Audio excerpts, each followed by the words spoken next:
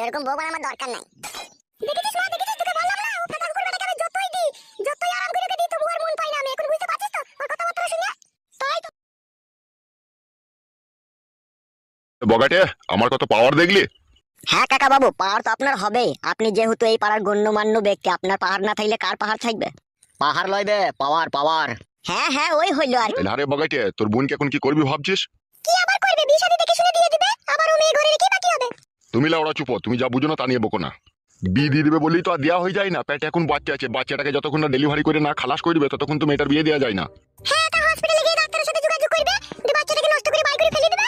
হ্যাঁ, তুমি আগে মনে হচ্ছে সব জানিস। তুমি মনে হচ্ছে আগে বাচ্চা ফেলেছিলি। বুড়ো চুদা মিনসা, আমি কেন আগে বাচ্চা ফেলবো? তাহলে লাউড়া চুপ করে থাক, বাচ্চা যখন ফেলিনি চুপ করে থাক। আরে কাকা বাবু কাকিমার সাথে ঝগড়া করতে হয় না, কি করতে হবে আপনি বলেন, আপনি যা বলবেন তাই হবে। এখন একটা কথা ভালো করে শোন, ঠিক আছে? হ্যাঁ বলেন। আমার একটা বন্ধু আছে ডাক্তার, ঠিক আছে? তা সে পার্সোনাল